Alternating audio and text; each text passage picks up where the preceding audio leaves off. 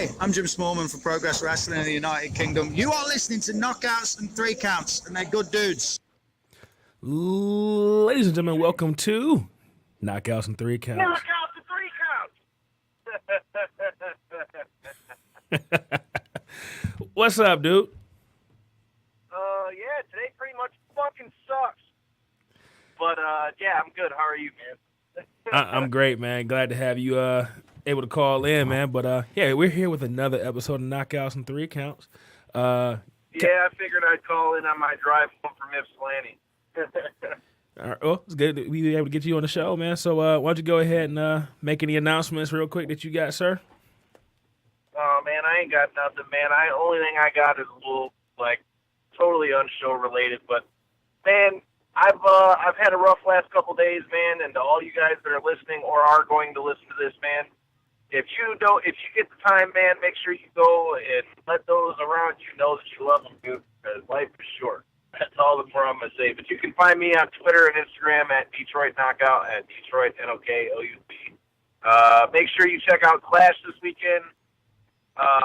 Yeah, man, and check out all the stuff for the show. Plus, we're going to be doing something in a couple weeks with Mikey and the boys breaking down the ring for Stomping Ground. So if you're in the Detroit area, man, come on out. Definitely.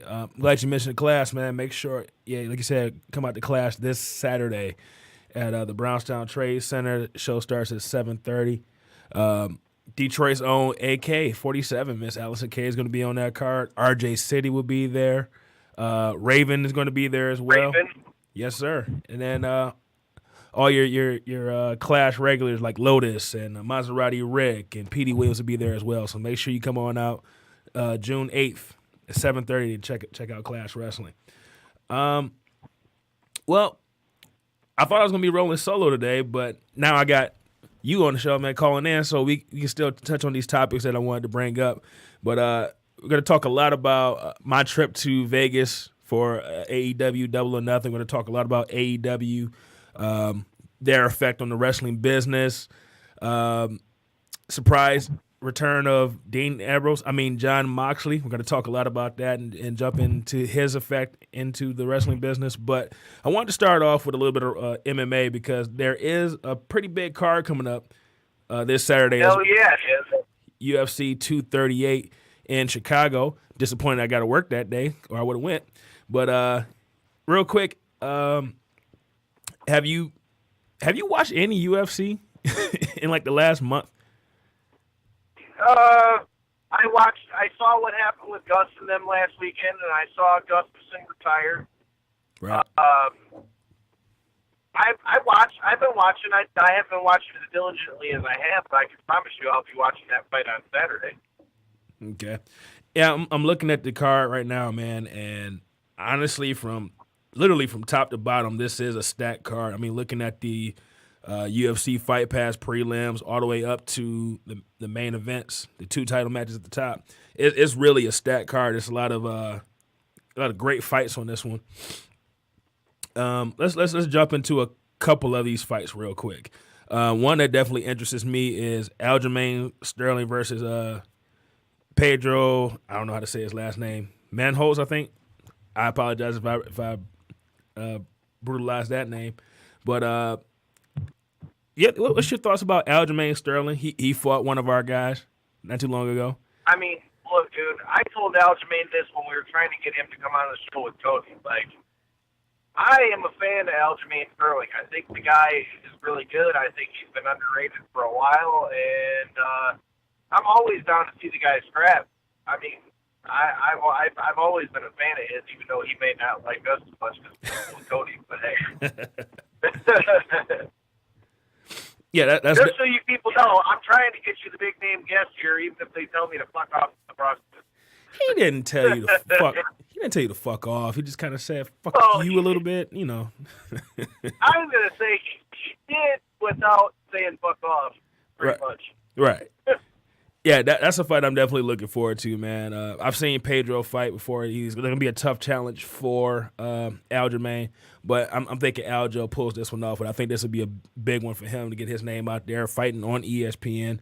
This is one of the prelim fights before the pay-per-view starts, so him being on the prelims is definitely going to help, boost him up a little bit.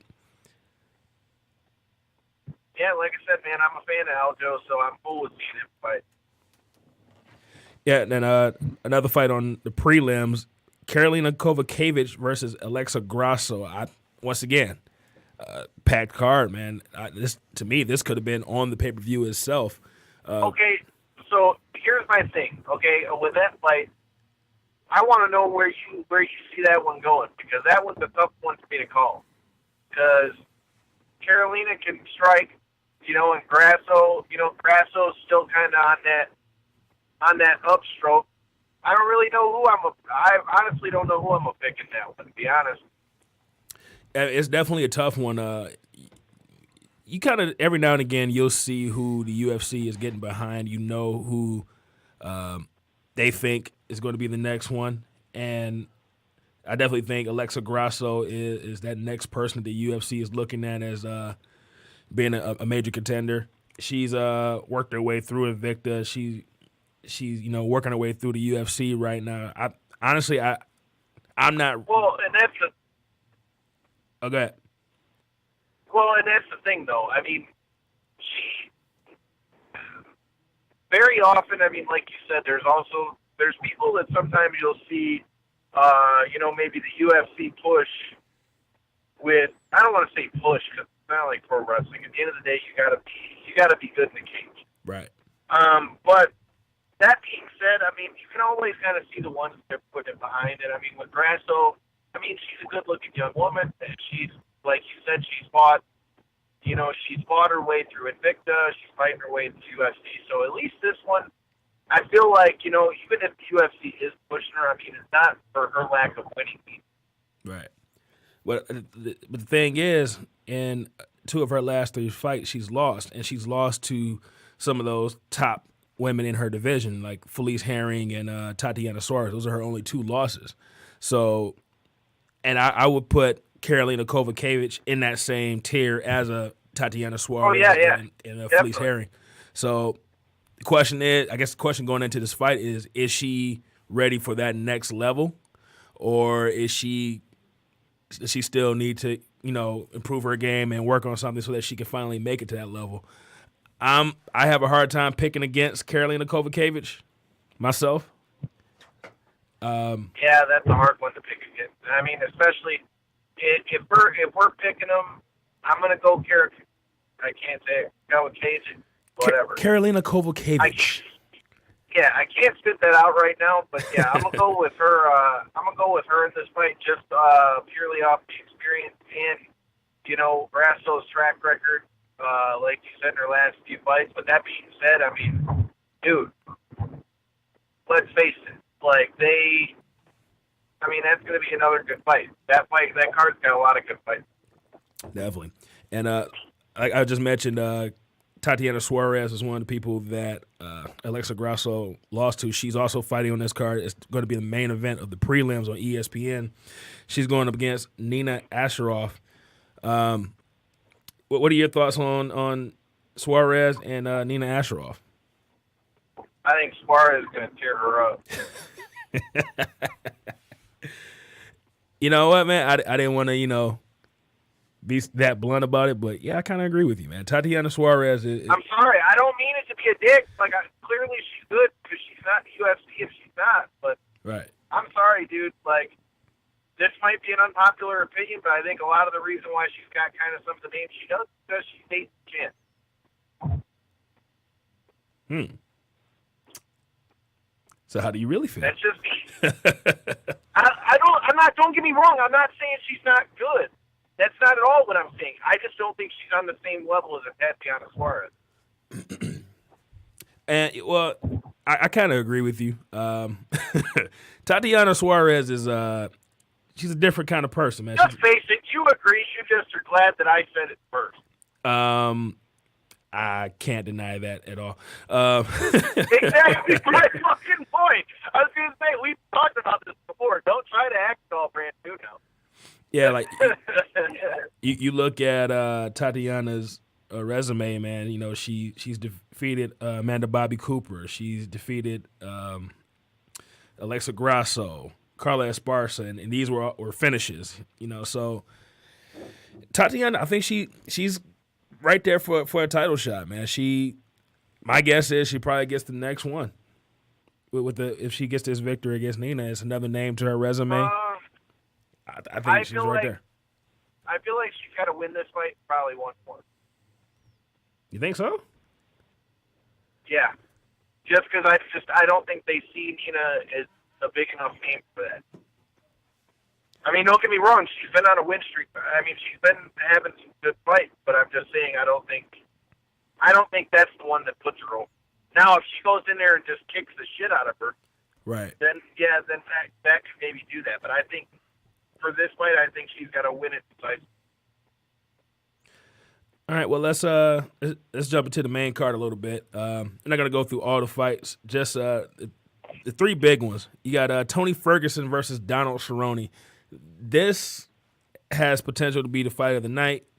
Anytime you got it does. Anytime you got Donald Cerrone in the fight, it's got the potential to be the fight of the night. And then you throw Tony Ferguson in there too, who's getting into the cage for the first time in a while, man.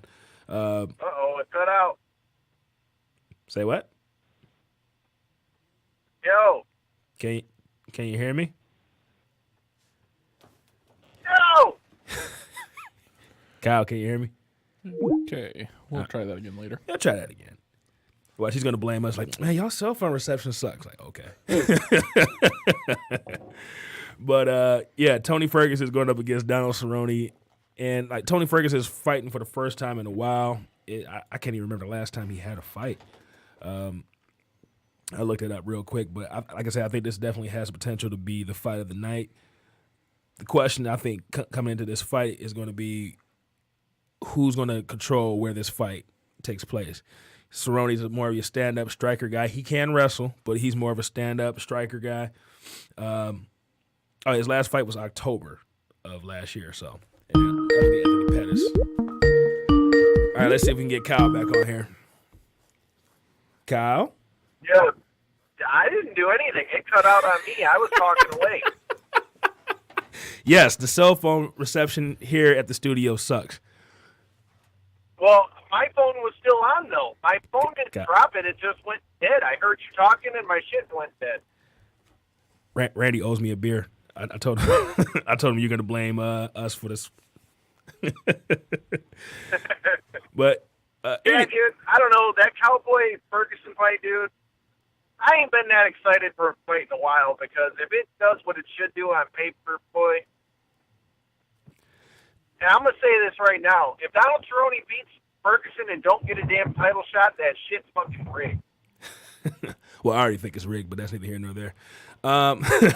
As far as like... I'm just saying, dude, he's been on a roll. True. So has Tony Ferguson. Tony Ferguson hasn't fought in how long? His last fight was in October against Pettis. But he also hasn't lost a fight since... I'm talking about before that. No, it was a year before that. It was October.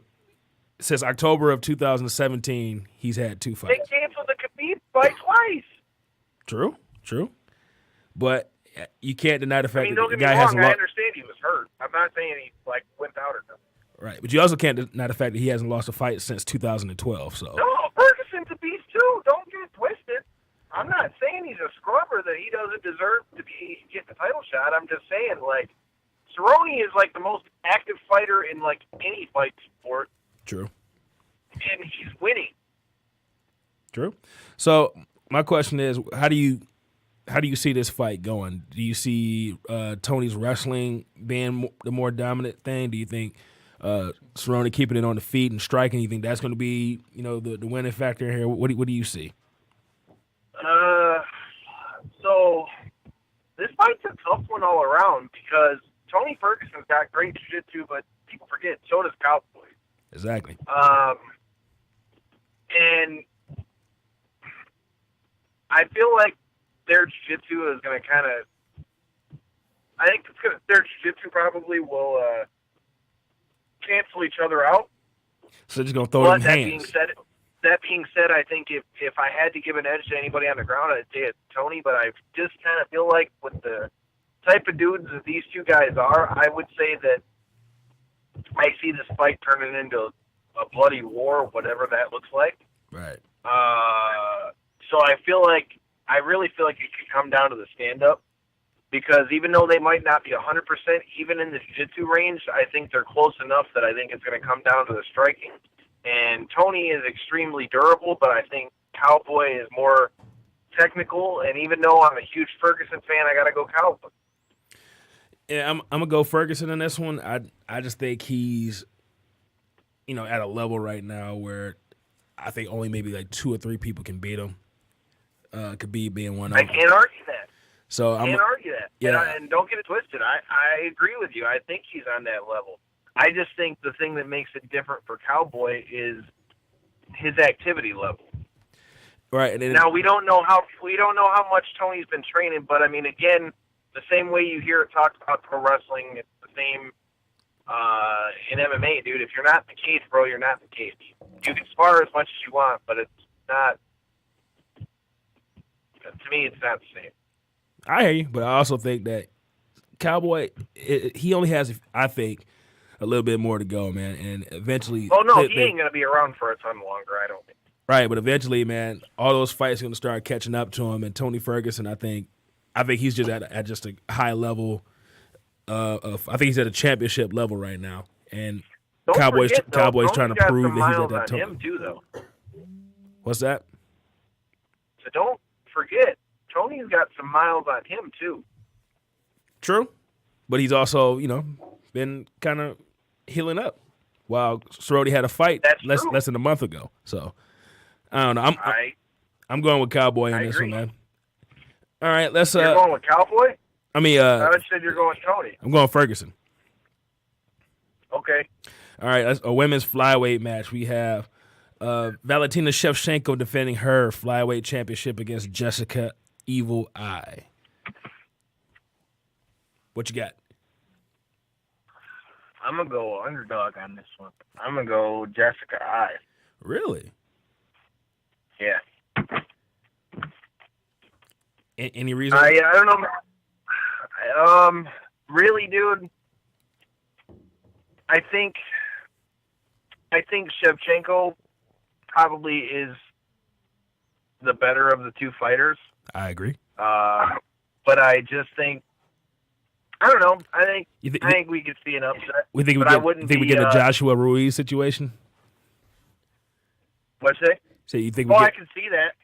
I could see that for sure. But same time, though, I mean, it's hard to bet against Valentina. But even though I know there's a good chance I might lose this one, I'm going with Jessica Eye.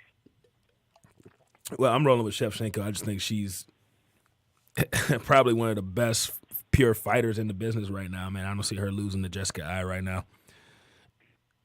All righty, and let's go to the main event, man. Bantamweight champion Henry Cejudo defending his title against Marlon Moraes.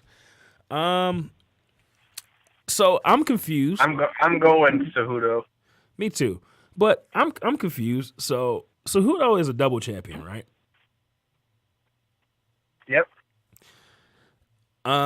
Wasn't that was what, the flyweight championship? Yep. Doesn't Marlon Moraes? He's also got the bantamweight too, though. Right. Well, he's defending the bantamweight championship, but doesn't Marlon Moraes fight in the flyweight division too? Yeah.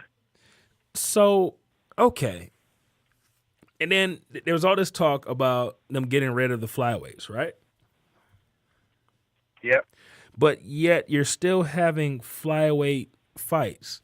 Don't even get me started on this, dude. Because if you remember when this happened, I cut Dana White up one side and down the other, just about how stupid. And then you got rid of pretty much all the top talent in your flyweight division, but yet you still have a championship, but you have your champion of two divisions defending against a guy who I don't know, man. I don't know. I think it's going to be a good damn fight. I'm looking forward to it, but I'm just confused with UFC math.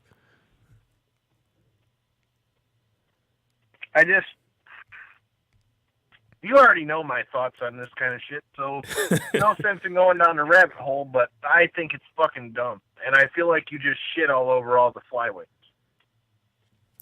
a.k.a. Mighty Mouse Johnson, the greatest flyweight of all time, who doesn't even get a return match for the championship. He's defended more than anybody in UFC history. I agree. Yeah. All right. Let's move on, man. But that's UFC 238. I'm looking forward to it. I'll find some bar to go watch it this weekend. So, yeah, let's move on. Let's do that. Before we jump into the meat of our discussion for today, talking about AEW, Double or Nothing, their effect on the wrestling business, let's talk about NXT 25, which took place this past Saturday in Connecticut. First, Kyle, what was your thoughts about the show overall, man? Thought it was great. Honestly, every match on that card was good. Okay. And I think that they knew coming into it. I don't want to say they needed to, because NXT's proved it, but you knew they were going to get compared to AEW, and I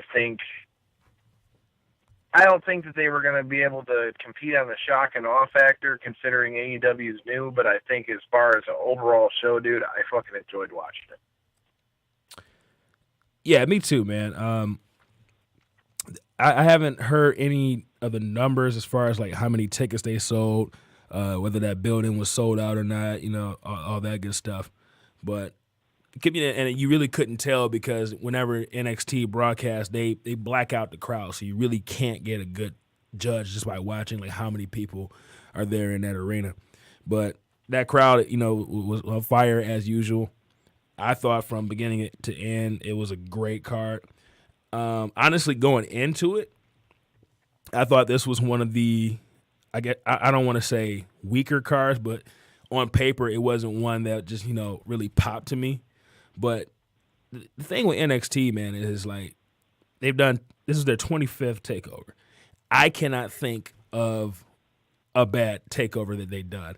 It's like no matter what the card looks like, even if they don't have the star power, maybe even if their roster got rated by, SmackDown and Raw, it seems like every single time that they put on a show, they knock it out of the park, man. It just hit home runs every single time. And this one didn't. It's not arguable. and like, we've been to what? How many takeovers have you been to at this point? One? Two? Just one, I think. One in Chicago. Okay, so you went to the one in Chicago. I went to Chicago, Orlando, New Orleans, New York, and so 4 or 5 up. Wait, hold on. Hey, Kyle, hold on a second. There you go. And one for me. There's a couple in there. There's a couple in there for you too. But anyway, yeah, I threw one in there for me. Dude, there's never been one that's ever been bad to me.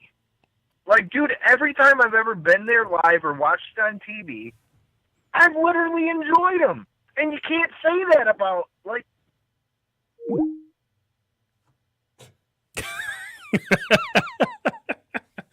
So, our cell phone reception is really, really bad here at the studio to the point where it's affecting Kyle in Taylor, Michigan right now. But let me go ahead and get my point out before he gets back on the phone. They don't get it wrong. And I've been saying this for a while. I've been saying that NXT is the best brand in all of wrestling. And every time they put on a takeover, they just prove it time and time again. Like I said, I can't think of a bad takeover that they've done. And they've done 25 of them so far. And it doesn't really matter who they have advertised on that card, whether it's,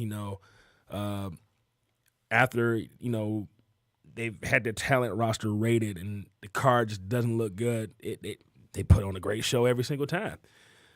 And this one didn't disappoint as well.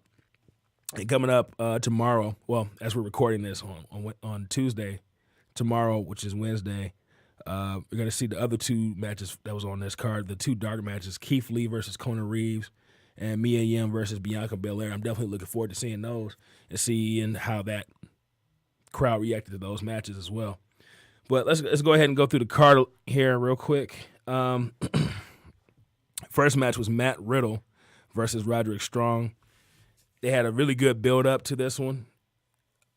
Roderick Strong, who beat up Matt Riddle and took his sandals and left his sandals bloody.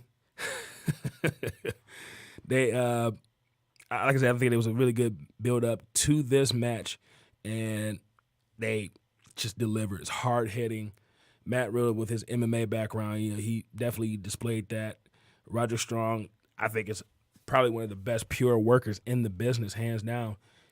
These two guys just went out there and they had a hell of a match. Roderick Strong was not able to come away with the victory. Matt Riddle gets the win. And now he's kind of bouncing back. He lost to Velveteen Dream Mania weekend, lost a tag team match. So now he's back on the NXT TakeOver scene, winning a match, and now he's getting back into. I think he'll be back in the title picture sometime soon, whether that's the North American Championship or the NXT Championship. I see Matt Riddle with that championship probably before the end of the year. Next up, we got the Street Profits versus Oney Lorcan and Danny Burch versus the Undisputed Era versus the Forgotten Sons in a ladder match. Let me just say a real quick side note. The Forgotten Sons has been kind of a weird team for me. I feel like the WWE is really trying to push them, and it really hasn't worked for me. But I thought they, in this ladder match, put on I'm not going to say the best performance, but they put on a hell of a performance in this match. A lot of the stuff was geared around them. They were a very central point in the match, and they didn't disappoint. I thought they went out there and did a great job. So shout out to the whole crew, because Jackson Riker came out at the end and showed how strong he was. Definitely MVPs of this match. They like I said, it kind of won me over. Also, my other MVP of this match is my boy Kyle O'Reilly. Go back and watch this match again and watch Kyle O'Reilly, man. He is. Don't even just watch this match. Just type. I forgot what the name of the video was, but go on YouTube and type in Kyle O'Reilly antics or just Kyle O'Reilly. This dude, he just does little simple things, just silly things, but it helps sell and get over what's going on in the match and stuff like that. Kyle, okay. Let's try this one more time. Kyle? Yeah, my bad. My phone died. Oh, it's actually your fault this time.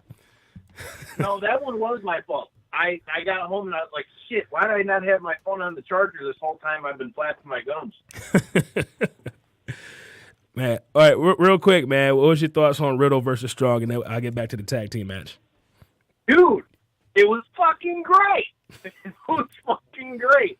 I liked that it was hard hitting. I liked that Matt Riddle has still been able to incorporate so much of the MMA game into it. And Roddy, I mean, what else is there to say about Roddy that hasn't been said? I mean, Roddy is one of the best pure workers in the business. What'd you say? Said Roddy's one of the best pure workers in the business. Yep. No argument. All right. So, yeah, I'm talking about the tag team match now. I started off by saying, I'll recap real quick what I said.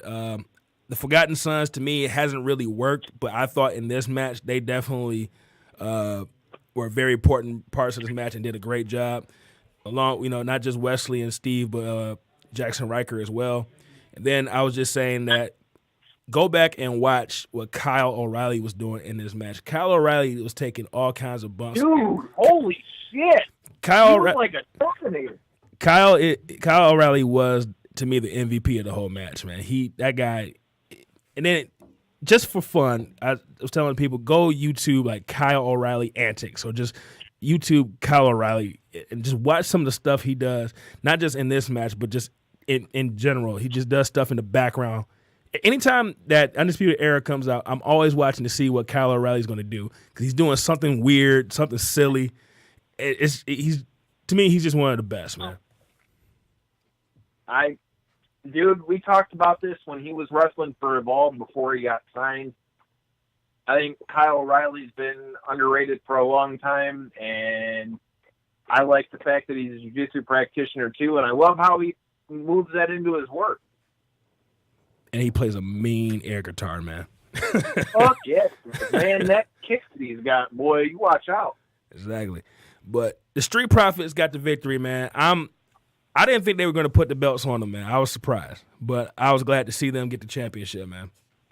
I kind of thought they would get. I thought there was a chance they'd get it, but I can't lie. I was honestly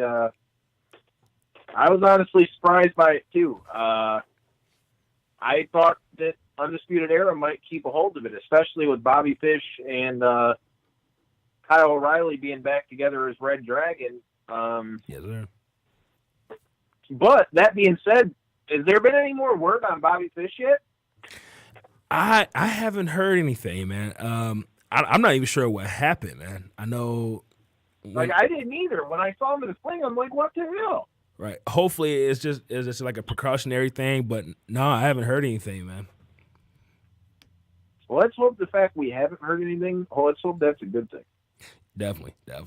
But shout out to the Street Profits, man, for coming away with the NXT Tag Team Championships, going out into the crowd and celebrating, man. I was watching some of their, you know how after all the takeovers they had like the backstage interviews and exclusive scenes.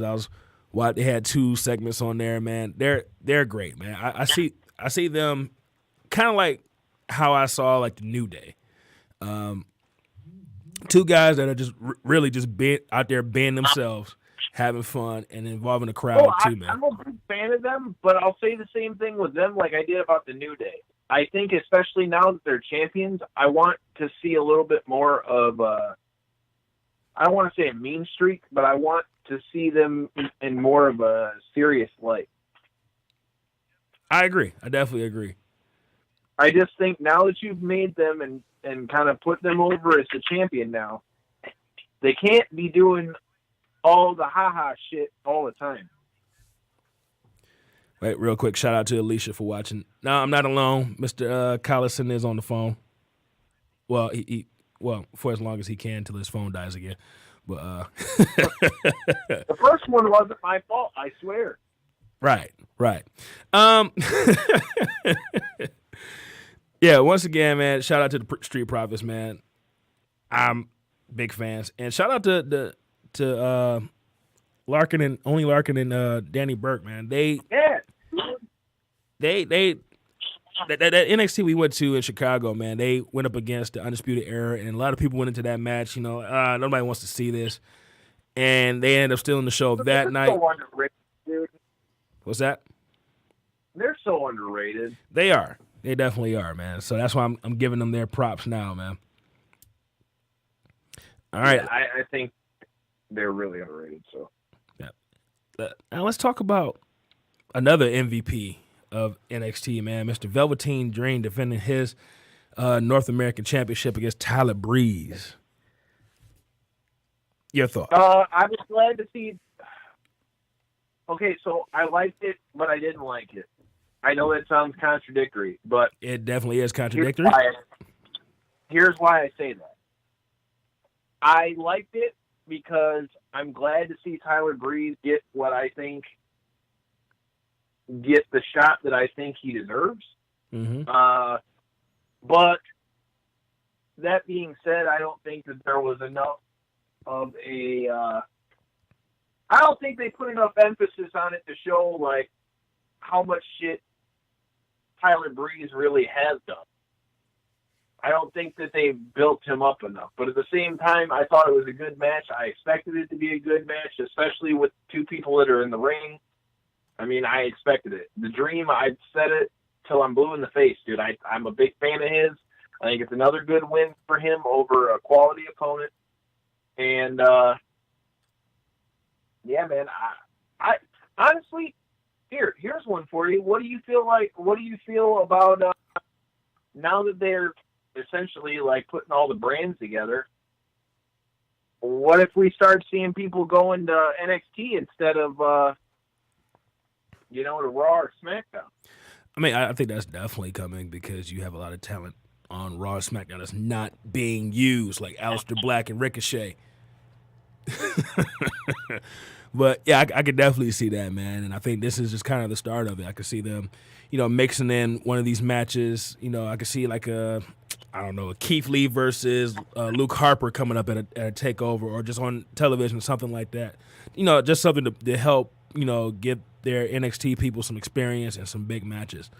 But let me talk about this match real quick. The build up wasn't. It was only like a 1-2 week build up for this match. I don't know what happened. I know somebody got hurt on this card. I'm not sure if they were supposed to go up against Velveteen Dream or not. They were building up another feud with Velveteen. I can't remember who it was right now. But they had to make some changes somewhere. I'm assuming somebody got hurt, so that's probably why the build up for this match was short. But I think for it to be a short build, I thought the match was really good. They told the best story they could in basically 2 weeks, and I thought they did their thing, man. But earlier today, I was talking on 1105 Live, and I forgot who. It was either Tony or Kyle Campbell that brought up. I think it's probably Kyle. I think he said he's afraid for Velveteen Dream when he gets called up to WWE. And I made the point, and I don't think he agreed with me, but I made the point that I'm almost to the point where I think it's going to be really, really hard to mess up the Velveteen Dream. Because I feel like as far as like NXT goes, I feel like he probably has the best developed character. I think he's one of the best in the ring. He's one of the best physical talents. He's great at selling. Fuck you, Michigan. Oh, I'm sorry. It's raining again. Did I say that out loud? Oh, shit. I'm sorry. Of course you did. But I just think Velveteen Dream is probably one of the most developed characters, and I think it's really hard to mess this up on SmackDown and Raw. So here's my thought on that, dude. Like, honestly, we've talked about this in the group, which if you're not a part of Reality Era News, you need to be. Dude, I don't want to see anybody else go up to the main roster, damn it. But they are. Well, dude, I say that on two hands. I still do believe that, like, a lot of people say, well, is it really a step up to SmackDown or Raw anymore? Like, to me, I still believe it is. I still think, like, I pay-wise and just overall stature, like, even though we all love NXT, dude, I mean, let's face it. Raw and SmackDown are their flagships, and they should be. So, wait, I mean... real quick. If NXT moves over to FS1, will you feel the same way? What, as far as those two being the flagships? If NXT moves up to FS1, is on broadcast or on cable television for everybody to watch, do you still think that going to SmackDown and Raw is a step up? Yeah, because it's still their big shows. I think that NXT could be on a similar playing field, but I don't know that NXT ever gets to a place to where they consider that like on the same playing field. Okay. Well, at least I don't see Vince doing that. All right, let's put a pin in that. We're going to come back to that conversation. But let's get to these last two matches real quick. Shayna Baszler versus Io Shirai. What did you think? I thought it was great. I literally liked every match on the card. And I think the right person won. Not that I'm not saying that Shayna hasn't had the title long enough, but honestly, I believe that with how hard they've built her up, dude, whoever the hell is going to beat her they better be like some kind of world beater at this point, because if you don't, then I feel like that shit's all over Shayna. So that brings up my question. Who is it? Honestly, I don't know. If it wasn't Bianca Belair, I don't know. I can only think of one person, but it's weird because they don't really show her wrestling. And the only person I can think of that would benefit the most out of this is Candice LeRae. But I would love to see that. And I was just thinking, I thought that while I was watching that match. especially after watching the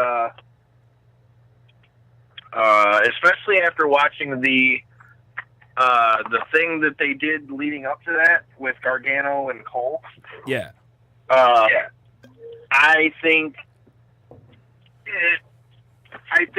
after watching that, man, like, it really made me realize, like, yo, it's cool that Candice is in the match, but at the same time, it's not. I mean, like, I think it's cool, but it's still Like she's what the hell are they still doing just with a it? side piece.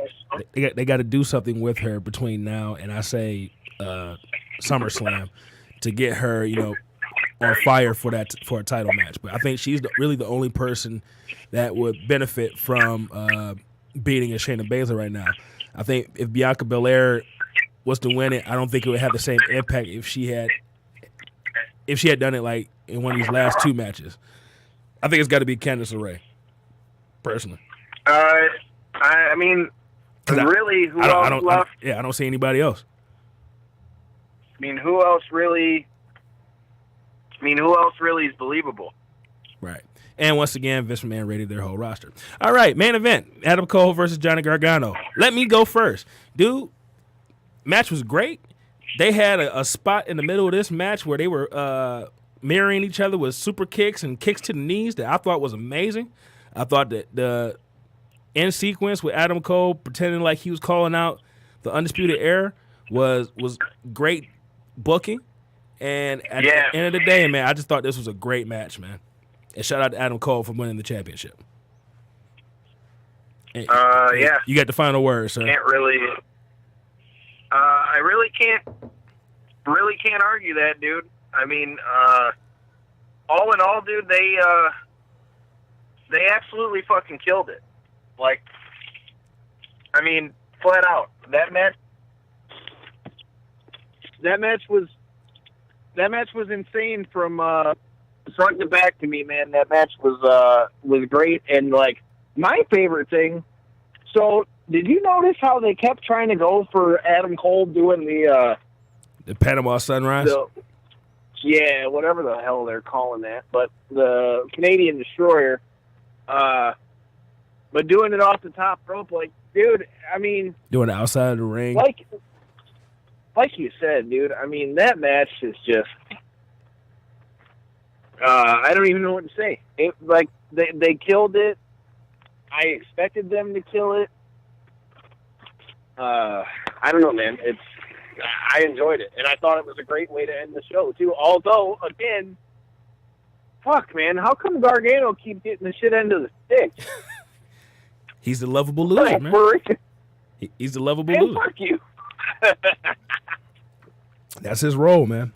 All right, well, let's go ahead and jump into what I think is the big conversation we need to have right now, man. And I talked a little bit about this on 11:05 Live this morning. I might even jump into it again tomorrow. 3 packs of Rocco's. Sir, are you purchasing drugs right now, sir? No, I'm not personing. Well, personing. What is it? Yeah, no. No, I'm doing my podcast right now, but I couldn't be at the studio, so I'm talking. I'm listening to you. Okay. Let's go ahead and jump to the meat of the show, the conversation we all need to have, right? I was in Vegas, ring the bell, for AEW Double or Nothing. I thought Double or Nothing was a damn good show from beginning to end. Had a great time out there, great weekend, met some people. We're working on what? God damn it, Kyle! What do you mean? Did your car go through, Kyle? I'm still here, motherfucker. I don't know what you're talking about. Nothing. I had a great weekend out there in Vegas. Met some great people. We're working on some major things. Can't really talk about it right now. But real quick announcement. Next week, we're going to have Dave Silva on the show. For those of you that listen to Grillin' JR, Something to Wrestle With, 83 Weeks with Eric Bischoff, and What Happened When with Tony Schiavone. Dave Silva is one of the behind-the-scenes guys with Conrad Thompson on their shows, and he's also one of the people that helps put together the StarCast conventions, and we're going to have him on the show next week to talk about StarCast 2 that just happened, and kind of give an idea of what's coming up with StarCast 3 for All Out weekend, Labor Day weekend. So make sure we might be on that bitch. We working on it. But yeah, definitely stay tuned, man, for next week's show. And I'm also working on something else, man. I'm not. We'll talk later. But yeah, I was there for StarCast 2 in Vegas. Had a great time. Listened to some great panels, some great conversations that were being had. And the main thing I wanted to talk about is, people are saying that AEW is coming for WWE, right? I don't think they are. But. Right. But they're also hearing conversations saying that, well, AEW can at least push WWE to do better. Then there's conversations. I agree with that. There's conversations about, hey, Vince McMahon needs to step aside. Then you get Jon Moxley, a.k.a. Dean Ambrose, doing the Jericho show and the Wade Keller podcast, basically laying down examples of how Vince McMahon has a old, antiquated way of thinking about professional wrestling. Then you start talking about writers, how writers are like, hey, we have to do this for a certain reason. My question to everyone is, it's really going to come down to this. Vince McMahon runs WWE. Vince McMahon's going to run that company the way that he wants to, right? So my question is, what do fans want from WWE? And what do they realistically expect to get from WWE? Mainly in October when AEW goes live on television. What do they Kyle? I don't think they know what they want, dude, quite frankly. Second of all, I mean, at the end of the day, dude, Vince is going to be the ultimate control of that. I mean, I think Ambrose touched on how much Triple H has helped. In either of those interviews that you mentioned, I'm glad you listened to it because I just finished listening to part one of that on my way over to the viewing. Dude. But yeah, dude, I mean, close your door, bro. Day, dude, people... What'd you say? Close your door, man. My doors are closed, fool. Oh, what? I'm driving. Well, put your seatbelt on. I'm at my house now, so fuck you. Go ahead, man. What was you saying? I don't know, man. I just, like I said, I think as a whole, dude, I think fans don't really know what they want, honestly. I really do. I don't think they really know because they say they want Vince out of there, but then I feel like if Vince was out of there, they would find something else to bitch about. Definitely, I agree. But let me give you a little bit of insight that I got from the couple of the panels that I went to, and those Jon Moxley / Dean Ambrose interviews, and it basically all comes down to this one thing.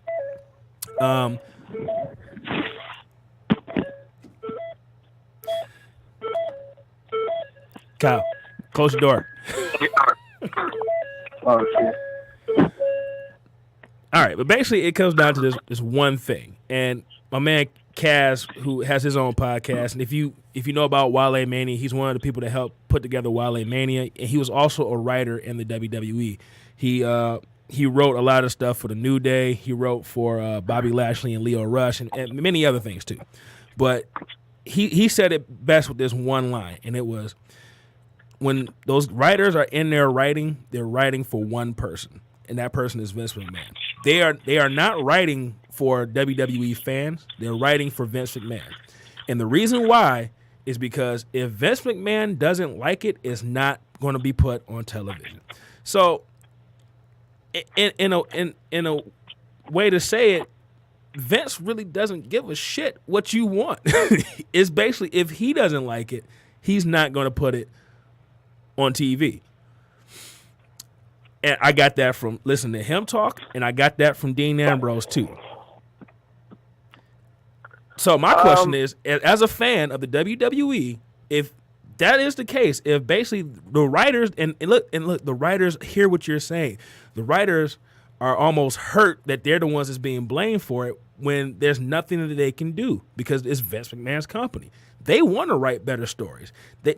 Cass told a story about how he literally wrote a story of Braun Strowman on Monday Night Raw with the championship, but whatever the pay-per-view was the night before, Brock Lesnar still walked away with the championship. So they literally had to scrap everything that they had done writing for Braun Strowman as the championship because Vince changed his mind.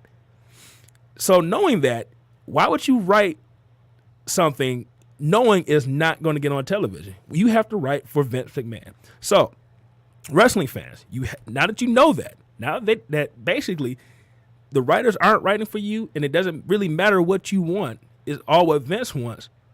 What are you going to do now?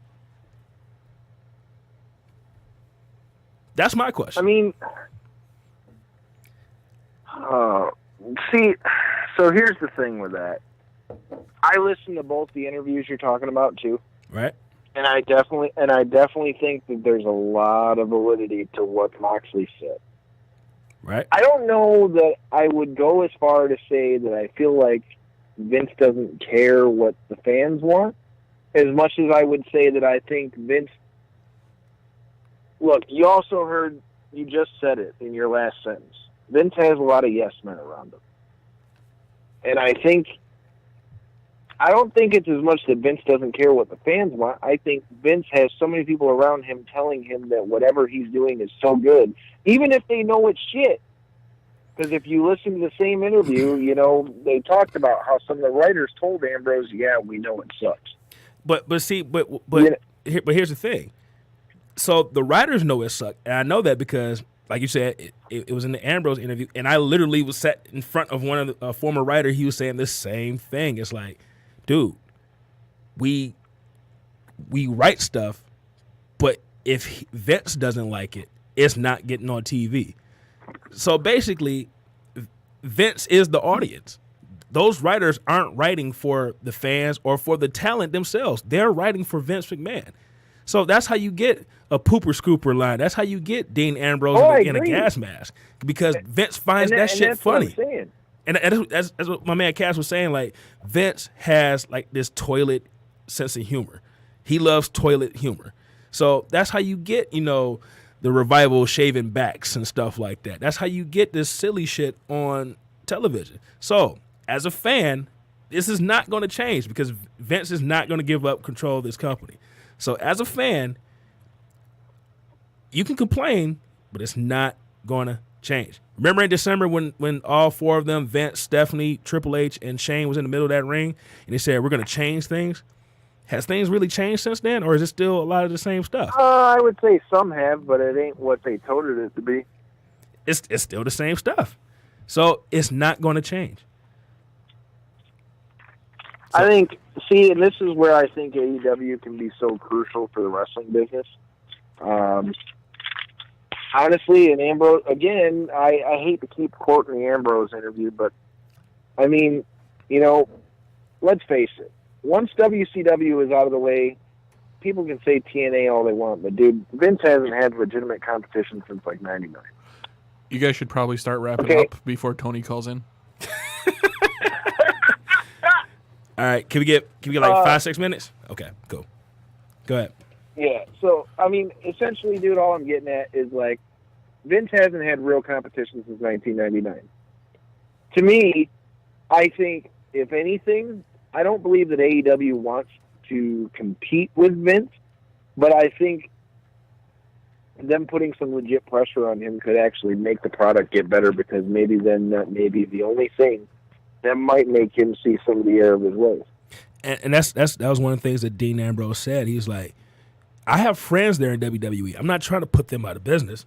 I just hope that us, being AEW, being successful, forces Vince to change like he did in the mid-'90s when he had Doink the Clown, Duke the Dumpster Drosy, and T.L. Hopper out there, and then had to switch over to something that people could actually, watch and be happy with. Hopefully the same thing has happened. So fans of WWE, basically what I'm saying to you is this. this show is not written for you. The show is written for Vince McMahon. That's basically the theme that I gathered from listening to two different writers who wrote for the company and Dean Ambrose. It's not written for you. It's written for Vince McMahon. That's why NXT is completely different, because Triple H is more of a guy who knows he's done it, and he's been behind the scenes too. So he knows better what the fans want, what works. That's why NXT is hands down the best company in the business of wrestling right now. They get it right. Hopefully. Okay, so which one did you like better out of NXT and AEW? As far as Takeover and Double or Nothing, which one do you think was a better show? As far as beginning to end wrestling, NXT was the better show. But AEW had more of a shock and awe value because, it was their first one. Of course, but how couldn't they though? They could have shit the bed. But but I'm saying on a shock and awe scale, there's no way that NXT was going to compete with that unless they did exactly what you just said, shit the bed. No, I'm saying Double or Nothing could have shit the bed, but no, they brought the shock I and agree. awe. But here's the one thing that people are making a mistake of doing. They're comparing AEW right now to WWE and NXT. I don't think you can compare that right now. The comparison is going. I don't think it's a fair comparison either. I think the comparison is going to come in October once AEW launches their weekly show, and then you got SmackDown and Raw and AEW battle and NXT battling for viewers in a week, and not necessarily battling for viewers because they're going to be on different days or whatever. But right now, AEW is setting you up for October, and to me, they hit a home run with Double or Nothing. NXT is continuing to hit home runs with their takeovers and their weekly programming. SmackDown and Raw, I don't know. I haven't watched SmackDown and Raw in who knows how long. So, but yeah, all I'm saying is people, you can complain all you want. You can blog about how WWE, Raw, and SmackDown is shit right now. It's not going to change. Vince McMahon is the audience. So if Vince doesn't like it, it's not getting on there. Until that changes, WWE's not going to change. But your best hope is that in October, when AEW launches their weekly programming, that's your best hope to get some change. I mean, I can't argue it. I mean, it's not really an arguable point. To me, I don't believe that it's a fair I don't believe that it's a fair comparison for the simple fact that, I mean, look, I love Double or Nothing. Do not mistake what I'm saying. By no means am I saying Double or Nothing was horrible.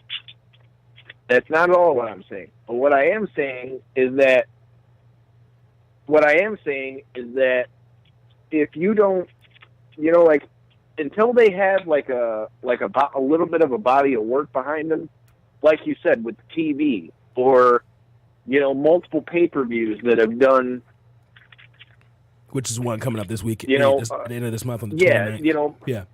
Yeah, you know what I'm saying? Like, with them only having had the one pay-per-view in the can, I don't think it's a fair comparison until they have something behind them. Okay. Well, that had to be the last word, man. We got to wrap this up. But yep, I got you. Yeah, go ahead and throw out all your stuff, man. Any announcements you got? All that good stuff, man. Yeah, man, just follow me on Twitter and Instagram at Detroit Knockout. Make sure you're following the show at KO3C Pod. We're trying to be more active on there. If you need somewhere to watch the next pay-per-view coming up, make sure you show up to Buffalo Wild Wings in Detroit. We're going to be with the boys from Breaking Down the Ring. They'll be on our June show 23rd, not this weekend, June 23rd. Yeah, so they'll be on the show real soon, too. And like Devin said at the top of the show, we have Dave Silva, one of the minds behind, Something to Wrestle With, and 83 Weeks, and What Happened When, and StarCast as a whole. He's coming in to talk to us about that. He's planning StarCast 3 in Chicago right now. There's plenty of stuff. There's plenty of stuff to be wanting to see on next week's show. Definitely. And if you're looking for something to do this Saturday, make sure you hit up Clash Wrestling. They will be at the Brownstown Trade Center, 7:30. Come see Raven, AK-47, Miss Allison K, RJ City, Petey Williams, Lotus, Maserati Rick, a host of other wrestlers on there. It's going to be a great show. Come on down there and get to see their champion Elk, man. I don't know why, man. I like watching Elk, man. It's something about a big dude with no shoes, man. That I don't know. He's going to be in studio with us today, but yeah, we had some, scheduling issues on our part, so we apologize. We'll definitely get Elk in here at some point. But we had life happen, dog. That wasn't scheduling issues. Well, I wasn't going to say too much about it, but it is what it is. Right. But fuck it. Yeah. Check out Dave Silva next week. Make sure you check out Clash. Like all of our social media. Go to KL3CPod.com to find all of our social media. So let your friends know about the shit. Yes, sir. So with all that being said, Kyle, you got one last word for the people? Fuck your couch. Until next time. Peace. Feeling it today, bitch. What's that?